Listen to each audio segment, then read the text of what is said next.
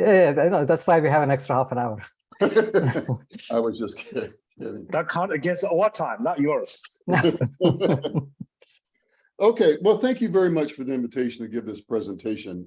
I haven't really talked about this particular application very much, so I'm interested to get your feedback on what we did. I will say I went back and looked at some of the old talks in your series recently, and I think I'm going to win the award for the longest title of the last 3 years. Okay, but in fairness, everything up to the colon is the title of a paper that I'm essentially going to focus on. And what I'm going to talk about are the challenges at the end, okay, and part of the paper. And so I really want to emphasize that I'm going to do something a little different than a lot of people do in seminars. I'm not going to tell you about how great our work is. I'm going to tell you what the problems with it are. All right, and that's what I'm going to focus on. And some of the things I'm kind of uncertain about in ways that we could improve it.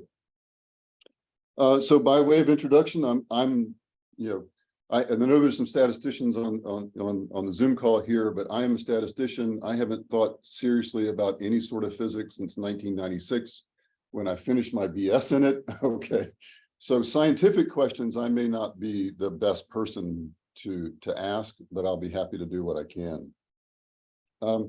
So if I'm not really involved with physics, how did I get started in this work? Well, this gentleman, Vuk Mandich, is a professor in physics and astronomy here at Minnesota. And he essentially contacted me. He walked into my office unannounced and said that he thought, the statistics and data science training for students in physics and astronomy needed to be improved, both at Minnesota in particular and more broadly in general. And so we talked for a while and we figured out that we had some overlapping interest in this area. And we essentially wrote a training grant application to NSF, which did not get funded the first time around, but did the second. And I think David knows a lot about this program that I'm going to talk about because he's actually as part of our external advisory board. But the grant essentially resulted in a graduate program for data science and multi-messenger astrophysics. And I'll tell you a little bit more about what we mean by multi-messenger as we go along. But if you're interested to see the activities, it's all on the web at dsmma.com or dsmma.umn.edu, as you can see here.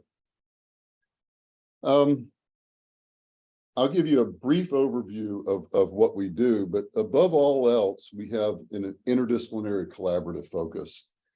I will say the funding came through right as the pandemic started, so we got off to a bit of a slow start with it because of obvious reasons at that time.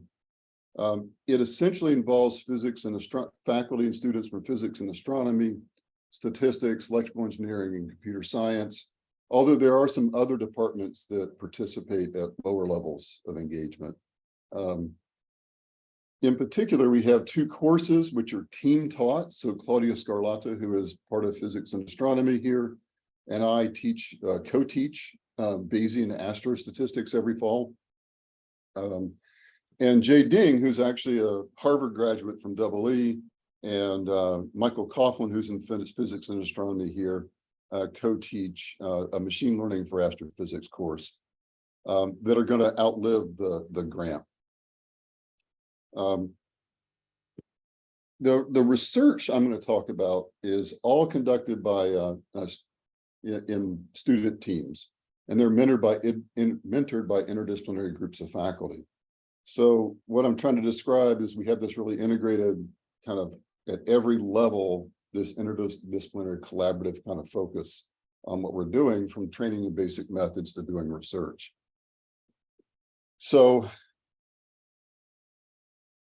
to give you some sense of the types of research projects that are being addressed that I'm kind of at least partially involved with, there are 4 different projects, largely speaking, that I'm kind of involved with.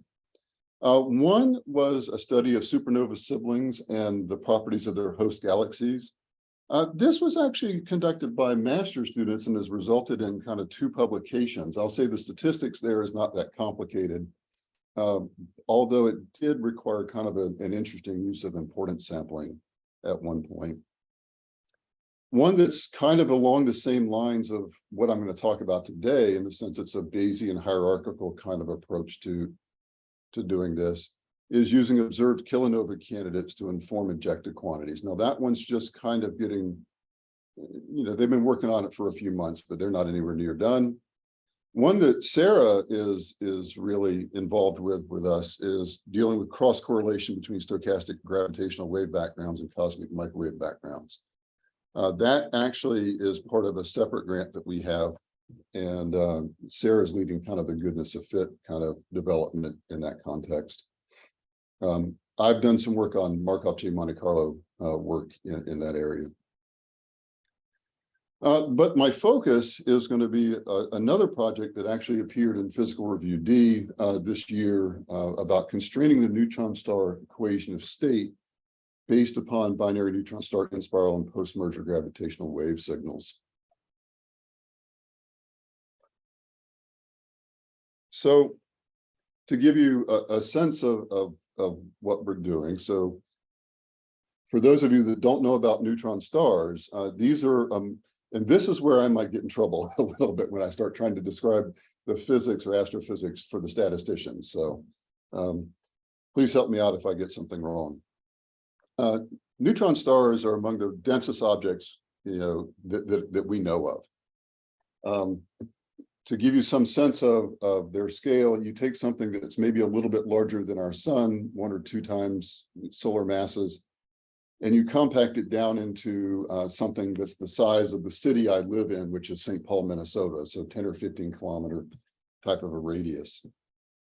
So you can imagine these are immensely dense objects that, and so much so that these cannot be reproduced in a lab here. If you look around, at Wikipedia and the LIGO website and things like that, they give you all sorts of kind of descriptions trying to get you to understand how dense they are. LIGO in particular points out that the density of a neutron star is something like a trillion times the density of lead, to give you a sense of that. Now, somebody else can tell me whether that's right or wrong. That's what LIGO claimed. So, the point here is that neutron stars give us a chance to understand the nature of matter in that regime. And the way we want to do that is through understanding the so-called equation of state. And so this, for our purposes, it's just a relationship between the neutron star mass and radius, or equivalently pressure and density.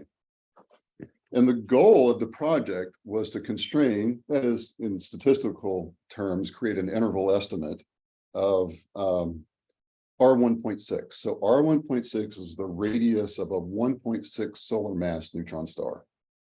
Why 1.6? That was the first question I asked. Well, it's just a fiducial measurement, meaning it's something that we can use as a standard to compare to. If you look through the literature, you'll see R1.4 and R1.8 and other things in various papers. If you look through the literature, and we did, the current consensus is that R1.6 is about 12.07 plus or minus on the interval. And this is largely through Bayesian analyses. This was conducted or estimated. In particular, this is a 95% credible interval for that estimate. Our work actually suggests it's more like 11.91 plus or minus for the credible interval. And this interval, but more importantly, the interval is completely contained in the other current consensus interval. And it's much narrower. And so it represents about a 22% reduction in interval width. Now, whether that's scientifically meaningful or not, somebody else would have to address that. So why, how do we do that? So you have these, I'll explain what's on this slide in a minute, but basically the idea is even observing many neutron stars, right, it is difficult optically. You're not going to typically do that. So the way they're often observed, or not often, but they can be observed, is when they occur in pairs. So there's a binary neutron star. And these binary pairs are gravitationally bound. And eventually, over a long period of time, as they orbit each other, they lose energy, and eventually they are moving very fast around each other, and they what the physicists call merge, which is a nice euphemism for what must be a truly violent cataclysmic collision. Now, when you move very dense objects, my understanding is when you move very dense objects very fast, it will create these ripples in space-time that we call gravitational waves. And these might be potentially detected. And in fact, my understanding is we've observed exactly one of these so-called in-spiral signals through gravitational waves in GW 170817, which is in 2017. And I'll say more about that in a few minutes. After they merge in the post-merger, there's four possibilities. They either directly collapse to a black hole. That's one possibility. A second possibility is there's a short-lived hypermassive neutron star. And by short-lived, I mean on the order of a few seconds. In that case, this is the particular case that we're interested in this work. The other two possibilities are a supermassive neutron star that's more longer-lived, or a stable neutron star results out of it. But we're interested in that second possibility. And the reason, and the features of that, the reason why is because the post-merger gravitational wave signal is actually strongly tied to properties of the equation of state. Now, the problem is these post-merger signals, even though they're more powerful than the in-spiral signal, they're emitted at much higher frequencies. And in fact, in the frequencies where like the LVK detectors are not that sensitive at this point.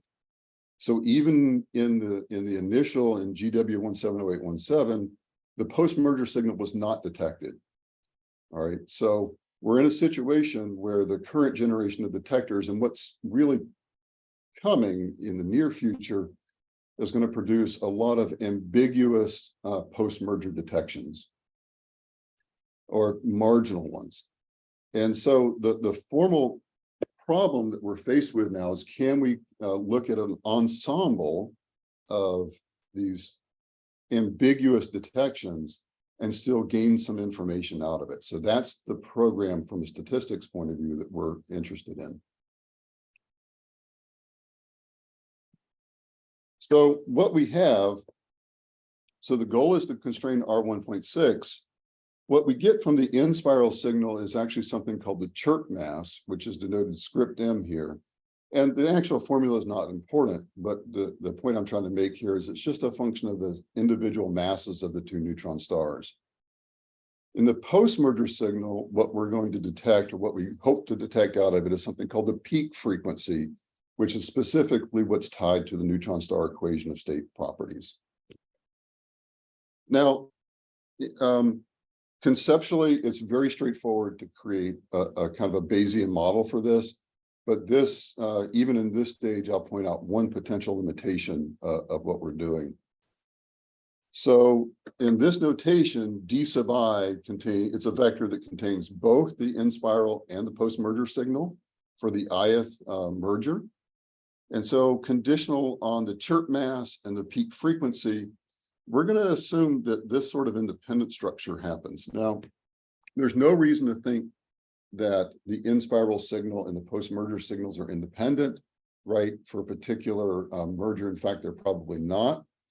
On the other hand, the way that we process the data is separately in order to get and I'll describe more of this in a minute, where we get the chirp mass estimates and the peak frequency estimates. They're processed independently, and so that's the source of the independence here. But I'll be the first to admit that this assumption is something that could probably stand a little bit more scrutiny. Quick question. Sure. So the data, they are LIGO or LIGO output, I assume. Yes. Right. So I am not a gravitational physics type person, so I haven't actually ever seen the data. So do you have to do any sort of what is it actually? What does it actually look like, and do you have to do any processing? I'm going to tell you on the next slide. Okay. All right. Okay. No worries. It's a good question because, you know, I just said that we haven't actually detected these post-merger signals, right? So what kind of data do we have available at this point? And I'll explain what we're doing a little bit more along those lines, I think on the next slide. Wonderful. Thanks. Okay.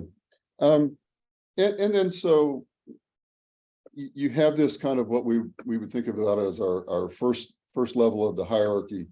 The next level of the hierarchy. Now notice I'm not really interested in the parameters of the chirp masses and the peak frequencies.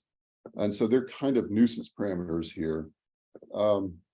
But we put a prior on them, and then we put a prior on R1.6 and use usual Bayesian machinery, which I'll describe a little bit more, to create a posterior distribution for R1.6. Well, okay, not the next slide, Vinay, maybe the slide after that. Okay. This is very standard stuff from a statistics point of view, but I just wanted to be explicit about it. If you want to create the likelihood here, what I'm going to define the likelihood to be is this density of the data, the combined data, right, over all of the n independent events.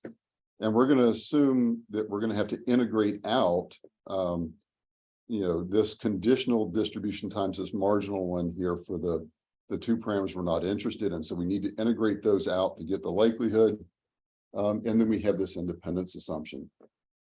So that's, like I said, it's all very standard stuff, but that's the point here, is that we need to do this integral. Well, it turns out, Vinay, that the actual data, maybe I shouldn't say it not available, but we really don't have what we want or need at this point. And so how do we make progress with it? Well, it turns out that the way this data comes in and is then processed is, there's a few different ways, but the two ways that we considered was for the chirp masses conditional on the end spiral signal, the Bilby pipeline provides samples from a posterior distribution for the chirp masses. All right. And this is just proportional to the product of our likelihood that we assumed, but it's proportional also to their prior, not our prior. All right. And so this is what we have available to us. Similarly, for the peak frequency, what we have are samples from a Bayes wave pipeline, which produces samples from a separate posterior distribution for peak frequency conditional on the post-merger signals. And I'll say a bit more about how that happens as we go along. But note that if Bayes wave, their default is if it does not detect a peak frequency, if it can't figure out where the peak frequency is, it just returns samples from its prior. So this is going to complicate the construction of our likelihood quite substantially if we want to be just kind of utterly dogmatic from a Bayesian point of view about this. This formula is not very important, except to show you that it's complicated and we cannot calculate it analytically. Because you have these additional priors that are not ours in here, you have samples, you don't have the analytic form for things. And so this complicated life for us for a little while. Eventually, I figured out how to create a Monte Carlo approximation of this likelihood, however, essentially through an importance sampling argument. And so while we can't calculate it exactly, we can come up with an estimate of the entire function. But one open question, and this should probably have been addressed a long time ago in the statistics literature, is how good is that approximation? Can we create reasonable confidence bands for it? There are some results, they tend to struggle with the size of Monte Carlo samples we have. Anyway, I think this is an area where I'll point out again that there's a weakness in here, and that we don't actually understand how good this approximation is over the area where we care about it.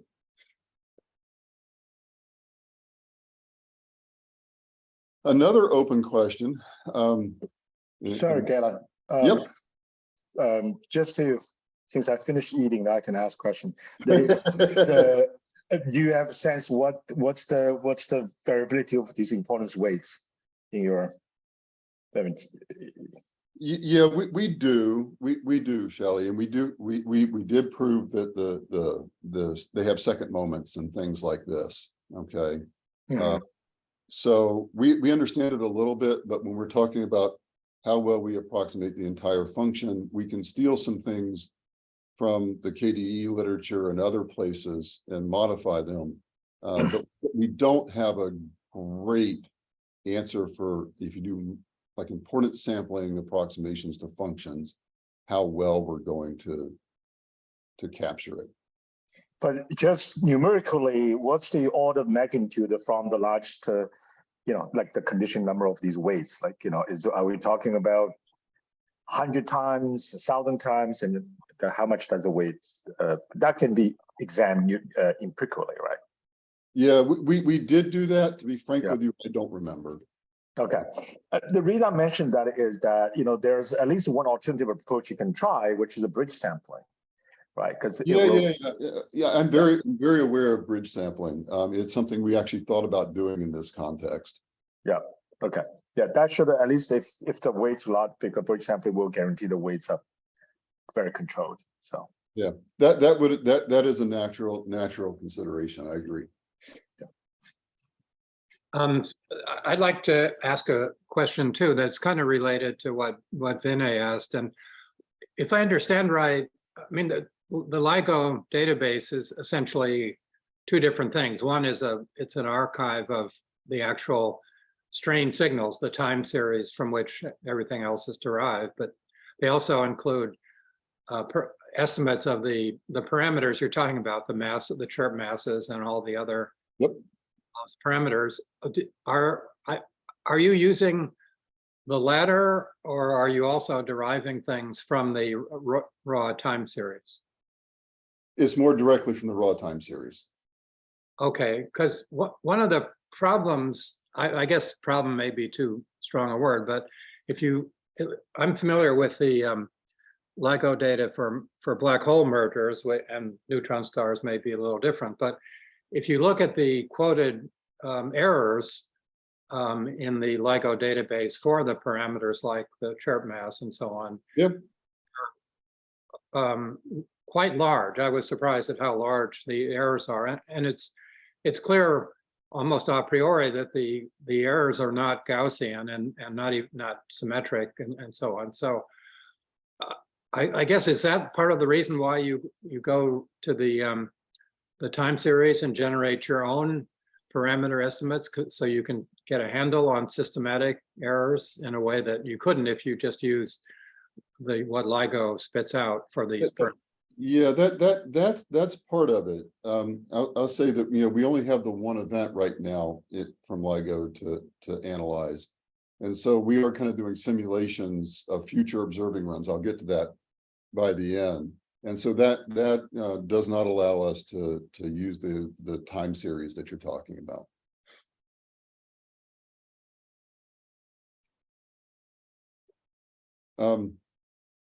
Thank you. Yeah. Okay, so we'd still like to understand a little bit better about how good this approximation is, but there's lots of other open questions and things that could be improved in our work. As I said, this Bayes wave pipeline is used to sample from this posterior of the peak frequency conditional and the postmerger signals. What it does is it does a kind of a non-parametric fit. It uses splines and knots, and a Bayesian approach to that. And so the algorithm they use to fit this is a reversible jump Metropolis Hastings. Now, reversible jump Metropolis Hastings was created by a statistician. It's been around for at least 25 years, I think. And it's used in a lot of applications, but, I would argue that much of the theory of it is still not really well understood, all right, from a theoretical point of view. In my experience in talking to others, it has a reputation also for being a little finicky and unreliable. I've made minor changes to it and tuning it and gotten vastly different results. So it's not clear to me, from an a priori point of view, that the Bayes-wide pipeline will produce reliable simulation results.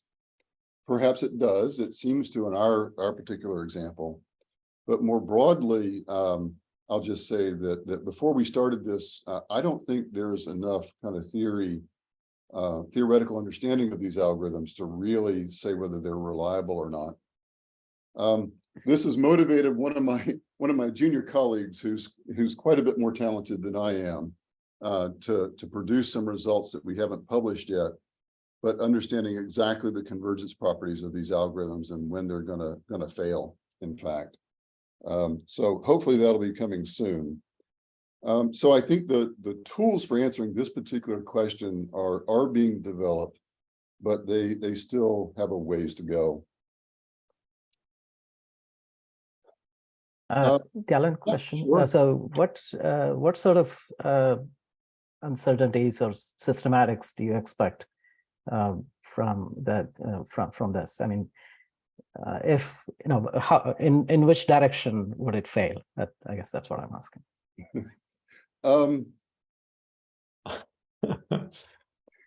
Yeah, well, it can do almost anything. Okay, so that's what I really mean by unreliable. So by reliable, what I mean is, will I get a reasonably similar result if I rerun the whole simulation? All right. Yeah. And in many of these cases, for our paper, we didn't do any theoretical studies. We did lots of simulations, but you'll see later in some of my plots that they appear to be biased downward a little bit. And so I don't know, what I'm trying to lay out here is there are several layers of potential improvements in this problem, potential issues. This is potentially one source of that. No, the reason I was asking was because we have used this reversible jump to, for example, figure out how many sources there might be in a field. And I'm wondering, how much we've gotten wrong. Well, in that problem, I think David Jones, right, would have. Yeah. I'm sure it's not like reversible jump. It's never going to work. And in that problem, you can kind of see what it's doing pretty well, because it's, you have these distributions that it's adding and subtracting. Yeah. The problem is that if you have an MC sample or anything like this, that's not sampling from the posterior distribution. Yeah. Can't just say what it is sampling from is not an easy question, right? In what way it's going to error. I was going to ask, can you say why you need reversible jump, or why they need reversible jump for this problem? Yeah, because they're adding and subtracting the knots on these splines, and so the dimension is changing at every step. Okay. So with David Jones's problem, we're adding and subtracting sources that you can see in your image, right? So it's a lot easier to kind of diagnose any problem. Yeah. So I'll say I gave a version of this talk at the International Center for Theoretical Statistics. I have to always think about that one in Bangalore, and they agreed. Okay, those folks do gravitational wave research, and they had some problems with the Bayes wave pipeline themselves, and we're working on alternatives. Anyway, it's what we used in our simulation experiments. It seems to work well for our particular application, but I hesitate to really endorse it more generally until we can understand it from a theoretical point of view. Anything else, folks? I'm all good, thank you. Okay. All right, so that's the complications in constructing the likelihood. The priors, we actually looked at quite a few different priors to do sensitivity analyses. I'll just emphasize a couple of them here, in particular point out one kind of weird assumption. For R1.6, we settled eventually on comparing two different priors. One is just a uniform distribution from 9 kilometers to 15 kilometers, which, given the previous estimates, is a much wider interval than what people think. And then we also really dug through the literature and found a few others, folks who worked on similar sorts of problems, And so we have what we call the astrophysical prior, which is actually a posterior from somebody else's work. All right, so on this problem. We do need a prior for the chirp mass, as I mentioned before. Again, we dug through the literature and figured out what other folks had figured out about the chirp mass. And this is an assumption that I think needs to be addressed if we want something more rigorous, is we assume the chirp mass was normal, right? Now, chirp masses can't be negative. All right, so this is clearly not logically defensible in that sense. On the other hand, with this mean and variance, you're going to have very little mass that's negative. It's not going to put much weight on that at all. The reason we chose this is because it made our sampling actually doable, where if we chose other types of priors, it was a real challenge to get our MCMC sampling to work in any kind of reasonable amount of time. So this is an assumption that I think could be improved, but it's what worked for us at the time. There's a couple of further complications here. It turns out, not surprisingly, some other folks have used numerical relativity simulations to derive equation of state agnostic relations between the peak frequency and the chirp mass. And in particular, these folks established, they came up with, through these simulations, a relationship of the ratio of F peak to the chirp mass. It's some function, I'll explain what it is in just a minute, plus some error. So essentially they used least squares to fit a linear function and came up with the best one they could find. And I'll explain why I think that's a problem in a minute. But what we need is something of the form in our priors that doesn't have this chirp mass in the denominator. And we can't just multiply through, right? Because we multiply through, we multiply the errors by the chirp mass, and the chirp mass would show up in this variance. Now that can be handled, but it gets more complicated. So we essentially did some numerical relativity simulations and refit it, all right, to have a linear function. In particular, those folks suggest that the peak frequency should be centered around a mean of this form. Now, the particular form isn't that important. It's linear in the parameters and the betas. But my concern with it is that this form is just not scientifically motivated at all. They simply decided that they should have a linear function in the parameters, and they did least squares, and they tried to find one that seemed to be best. And so this is an area where perhaps a better scientific understanding of the relationship between the peak frequency and the chirp mass might help inform our analysis in a better way. So formally, we're going to assume the peak frequency condition on these parameters is a normal in this way, and we kind of assume essentially a Jeffreys type prior here. Again, this prior was largely chosen because, well, it's a default prior, that folks use, but it's also helps us make the computing easier. So this is another choice where if we had kind of a more scientifically motivated function here, that we might choose a different prior around that. But it yields a posterior. We also considered just doing something that is clearly wrong, and declaring that the peak frequency was the posterior mean. So almost an empirical Bayes approach to pre-whitening. And we did this mostly out of comparison to see how things worked. We used the first one that I described in the analysis I'll present. But this one was chosen, the point mass at this expectation was chosen simply, again, as a comparison, and because it made the computing much more doable. There's lots of work on model validation in the paper. I'm going to say not much about it. So you might ask yourself, what happens if the post-merger signals are just noise, right? There is no information in them. It's not just an ambiguous detection, it's just not there. We actually developed, I won't say much more about it, but we did have to develop a new hypothesis testing framework based upon Wasserstein distance to address that at least partly.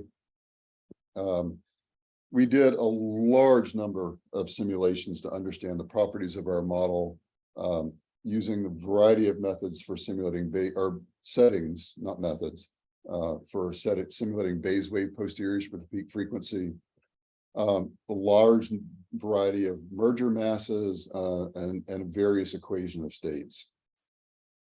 Perhaps, okay, can y'all see this plot, or is it too small? And I can see. So to give you a sense of what we found, on what you're looking at here in the left column is essentially what's going on in the prior. All right. And so you have, okay, so let me take it a step at a time. The vertical lines are the true injected values for the values we declared for R1.6 for the simulation. All right. On the left are samples from F peak and an estimated density for it. On the right, you'll see in kind of the fuchsia line is our posterior distribution. The solid greenish line is the prior, the true value, and then noise only simulation. So what's different in the first row, what's happening in the first row is you have a very low signal to noise ratio. And so when you have this low signal to noise ratio, you see that we don't really detect very much at all. All right, so we're not finding something when not much is there. If you increase the signal to noise ratio just slightly, you actually start seeing a posterior peak around this, and it's coming from this sort of prior, right? This uniform type of a prior. And so it actually captures the true injected value pretty well. If you increase the signal to noise ratio again a little bit, you double it, right? You get a much sharper peak. And if you increase it a little bit more, you get a pretty sharp peak.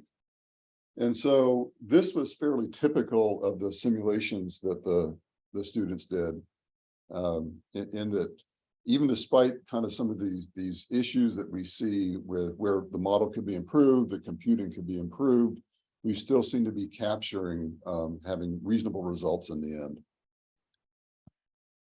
end. In terms of trying to figure out what we actually get out of this, the students did quite a number of simulations of future observing runs. We simulated, in particular, we simulated 2 one-year observing runs of the LBK detectors, what we call 04 and 05, using 2 different equations of states.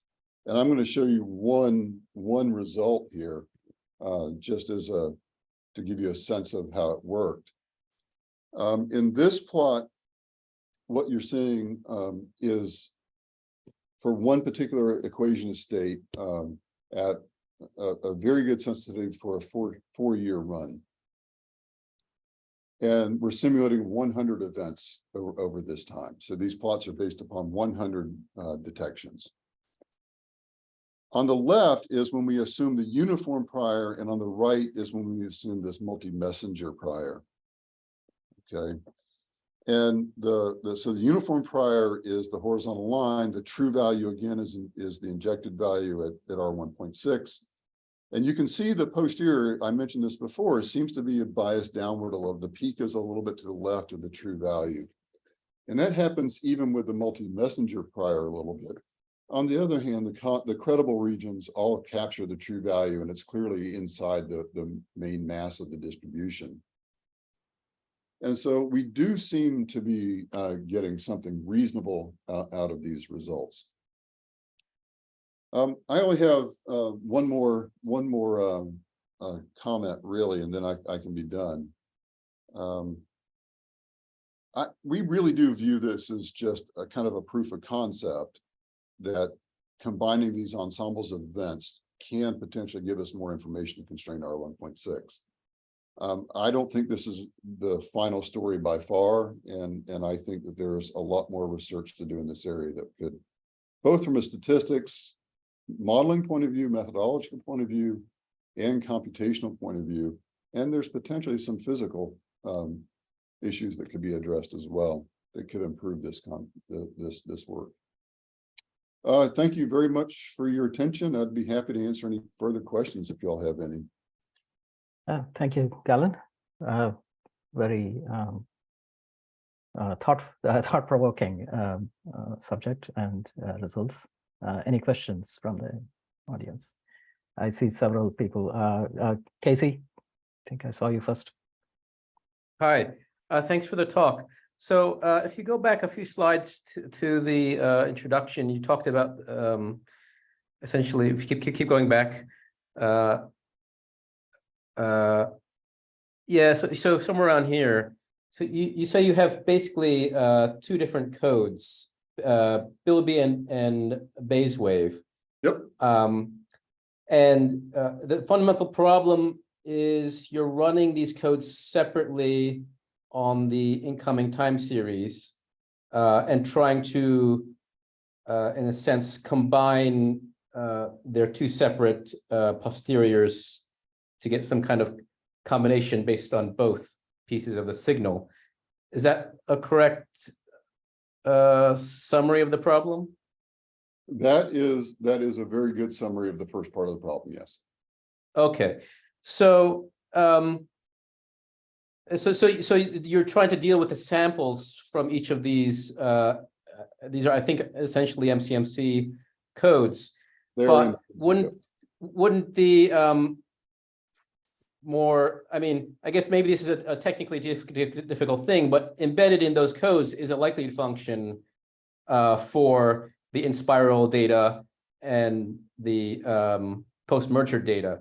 So I guess this is a lot more work, but you could produce your own pipeline which takes those likelihoods from the two separate codes, put it in your code and multiply them, and then have a sampling. You would do MCMC on your new code rather than taking samples from these two separate pipelines. Yeah. Have I understood the problem correctly? Yeah, at least to a good degree. Okay. In principle, I think you're right. We could do that. That would increase the level of effort required dramatically. And that's not necessarily a reason not to do it. Okay. The question is, we actually never specified a likelihood in this context. Okay, we never actually had to specify the likelihood at all because we had to work with these posterior samples, and so we're essentially using whatever they did already. All right. Could we improve what they did? Potentially, right? I mean, there are alternatives to the Bayes wave pipeline in particular that don't use this non-parametric approach to trying to detect the peak frequency. But they tend not to give us what we needed. So we would have to have gone back and rewrite that code completely. And these are not short computations to do it for each event. Yeah, I understand that. I mean, I think I'm a little bit familiar with the Bilby stuff because there are gravitational wave people at Cambridge and other areas who work on that pipeline actually. And so my understanding of Bilby is that it's doing nested sampling in this parameter space. And so they would have had to directly specify a likelihood to evaluate and a box for the prior. So principle that you could take that out and put into a larger code. But I understand as practical things, it's so much easier to work with pipelines that have already been built. So yeah. That's exactly right. Can I just follow up on that? I thought you said also that you don't think it's really just the product of the two. That these are two, you have this data for this parameter and that data for that other parameter, but really, yes, all the data is for both of the parameters. That's right. And it sounds like you don't. Do you know if a likelihood exists for that joint analysis? Has somebody figured out what the likelihood ought to be? To my knowledge, no. I mean, I asked that question repeatedly of several people when we first got started on this because I really resisted taking this approach. Yeah. But ultimately, they convinced me that just didn't exist at this point. Because if it did exist, then you could imagine at least extending your importance sampling argument to the actual joint analysis. But completely agree. your weights might get even worse. I agree with both of those statements, David. Thank you. So Jeff, you had your hand raised. Yeah, yes, thanks. Yeah, very, very nice talk. I enjoyed it a lot. And but I have missed when you define the peak frequency, is that the peak frequency of the power spectrum of the cleaned time series data, the denoised and clean time series data? That's my understanding. Yeah, for the post-merger signal, that's right. Okay, so that means, in a sense, there's a lot more information in the time frequency distribution, the so-called chirp signal. Can you imagine doing all this analysis where you include information beyond just the peak frequency and more, in a sense, more details, or just the simple parameters derived from the chirp spectrum? I mean, from my point of view, which is a statistician's point of view, absolutely. Okay. On the other hand, my understanding, I mean, and I am definitely not a gravitational wave astrophysicist, okay? But the folks that I talked to said that the peak frequency is the feature that's really tied closely to the equation of state and gives them what they need. Yeah, That's true or not, okay, honestly. right. I don't know the underlying physics well enough to know how much added information that the full chirp signal would supply. Maybe Sure. somebody on this call does, but right, statistically, if you have more information, obviously you're going to get a better result. So. Yeah, in principle, you're right. There's no reason not to go that route. Practically, there could be reasons. And just quickly, I'd like to comment. I'm sure you're aware of the nature of the data analysis problem leading up to the so-called cleaned time series. The raw data from LIGO, the noise in it is incredibly difficult. Yes. The noise is many orders of magnitude bigger than the signal, and it's incredibly non-Gaussian, non-normal. The continuous spectrum is not white at all, and there are all these peaks, the seismic peaks, that some of which are known and some of which aren't, and so on. So it's really a nightmare to get from the raw data to the clean data. I guess the underlying question for you is that in that processing, which I guess is embedded in the Bayes wave It is, yeah. algorithm and other algorithms that do the same thing, are assumptions which are tailored, rightly speaking, to what's known about the physics of the in spiral and so on, the numerical relativity and so on. But do any of those assumptions bias the results in terms of the neutron star equation of state? I don't know. To be perfect frank, I don't know. But I agree with you about working with the data. It's a little bit of a nightmare, actually. Anyway, congratulations on getting anywhere in that form. Thank you. So, thank you. Tak? It was very nice talk. Thank you. I have a question about the last slide. I think it seems like the multi-messenger prior is a prior that you mentioned as a posterior of the others. Am I? So it seems like your posterior and the prior here, this informative prior, their locations are similar. So I'm wondering whether the data sources are independent. I mean, are you using the same data set that they also use to? Oh, yeah, go ahead. No, we didn't. Our posterior here is all simulated data based upon simulated data that we produced. Gotcha. Understood. Okay. So I agree. I mean, this is an informative prior, and it's a pretty strongly informative prior in some ways. And so that's probably driving a lot of what you see in the posterior here. And again, it's only based upon 100 simulated events. Got you. I thought that probably the data sources are similar, so Yeah. So the data are used one more time, and probably I just think it's a strongly informative prior.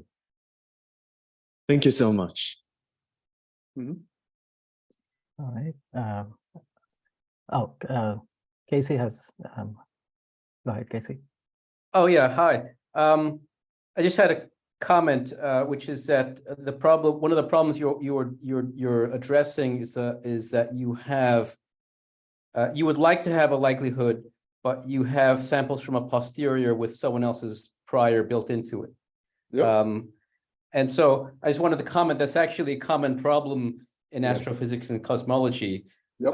And I see that Alex Maltz is also on the line. I don't know if he's listening, but in cosmology, we have this photometric redshift problem, where Alex is putting his thumbs up. Do you want to explain this problem, Alex, actually? Because you're an expert on this. Just the problem of photometric redshift. The implicit prior, the implicit prior problem of your likelihoods, yeah. So there's lots of ways of estimating or characterizing the uncertainty on photometric redshifts. They all basically do probability of redshift given photometry and a bunch of assumptions. So if you give them, if you do a controlled experiment where they all get the same inputs, including their explicit priors, they still give different answers. And so that means there's an implicit prior, and there's always an implicit prior. Whatever is producing a posterior, it must be doing something, unless it knows the true universe. There's always going to be some implicit assumptions. Sounds right.